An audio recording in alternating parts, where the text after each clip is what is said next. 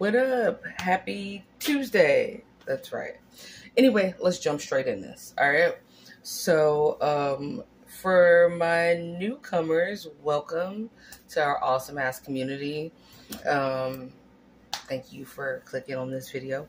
And all my A1 from day one, let's talk about it too. You know, it took me forever, but I just realized that the narcissist does not actually have any friends. Yeah, right? I know you're wondering, like, nah, they always hang out with so-and-so, and him or her and so-and-so are always together doing da-da-da, right? That doesn't matter. Scratch what you thought you knew, okay? Let me tell you something. Everybody that the narcissist hangs around that they consider to be a friend hates their guts. They fucking hate that narc. They hate them and they enjoy watching them fail. They love it, right? Well, I mean, of course, you know, they always have that like bestie, but that bestie's not really a bestie. That bestie's just more than likely a DL lover, and that's it, right? That has nothing to do with being like friends. It's not a friend. That's a fuck buddy that you happen to do dirty shit with. Whether it's grimy shit to other people or grimy shit to each other. Whatever. Not the same as having a real, actual friend. Okay? This is what I thought about. Now, y'all remember, and I'm going to tie this in real quick, but y'all remember about the two bitches that moved out across the street, and then they periodically come back to their vacant apartment to have sex with the homeless ex-narc of mine.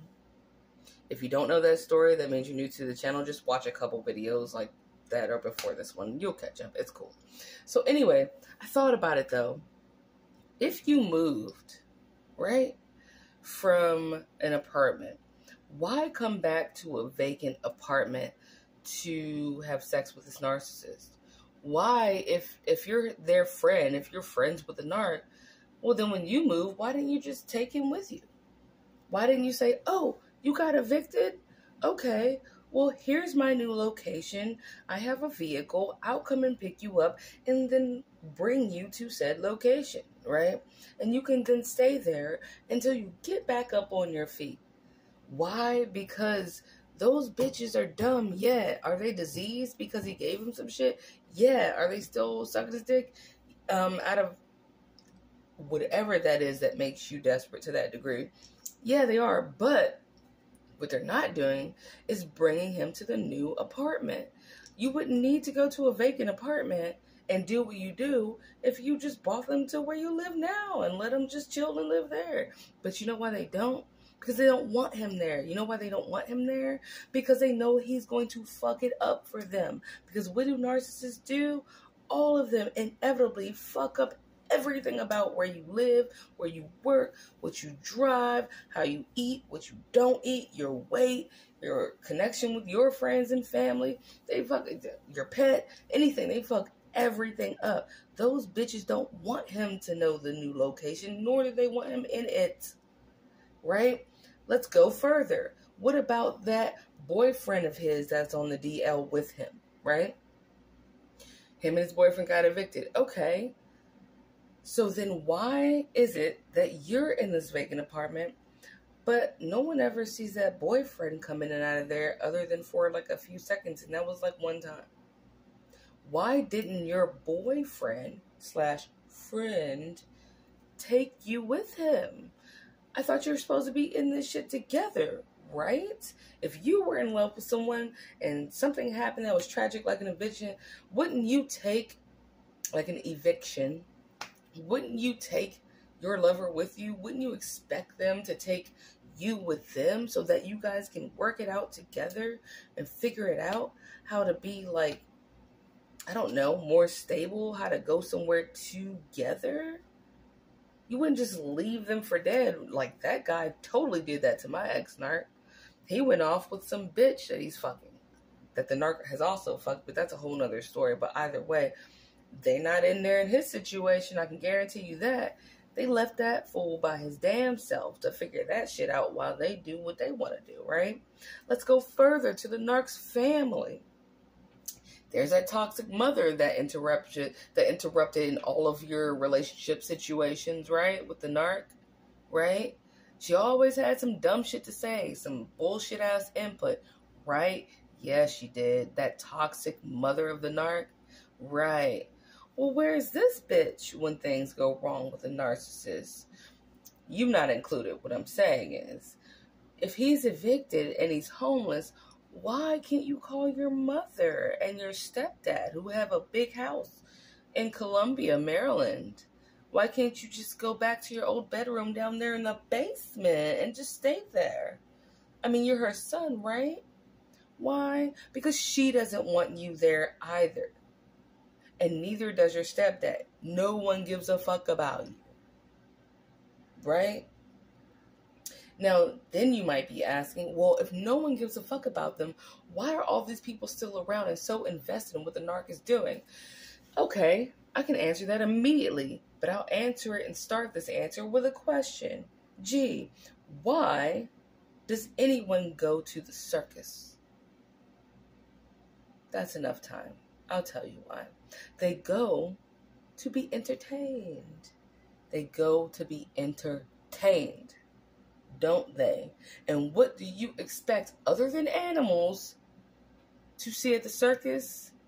Right, clowns. You expect to see a clown at the circus. And most people don't like clowns. But when you're at the circus, you tolerate them and you expect to see them in their arena. What do you go look at the clowns do? You watch them juggle, right? You watch them juggle. And you see if they're going to do something dumb as shit or drop the ball. Isn't that familiar? Why do you think those people hang around the narcissist? Because the narcissist is a fucking clown who's entertaining, who has a circus of bullshit around them. And people like to hang around them because they like to watch and see them juggle other people, their finances, their living situations, jobs, but they don't even have jobs usually, but whatever. Or they don't keep them long. They like to watch and see because they know that that narcissist fucks everything up. And with every new situation that narc gets into, those people around them that actually they aren't their friends, but the narc calls friends foolishly, are really just spectators that are waiting in the wings to see how are they going to fail this time? How are you going to drop the ball this time when you start juggling this new situation? And then they sit behind that narc's back and they laugh their asses off. They probably even make bets on how long this one will last and shit like that. But when the shit actually hits the fan for that narc, they don't help them out. Why do you think they have to keep finding new supply? You wouldn't even have to find new supply for real. Number one, if you weren't a narcissist, I mean, obviously, boo. But also, if you really genuinely had decent family and friends that had your back when you fell on your face. The thing is, everyone around them has been fucked over by them, and everyone around them knows that if you even remotely allow them into your little world, your little bubble, they're going to pop it immediately. Or slowly over time, but a bubble pops pretty immediately. So anyway, the narcissist is just a clown. I know you think they have friends. No, baby. Even those supplies, those new supplies and old supplies and whatever supplies in between, none of them really like them. None of them. They're all just there to watch the shit show.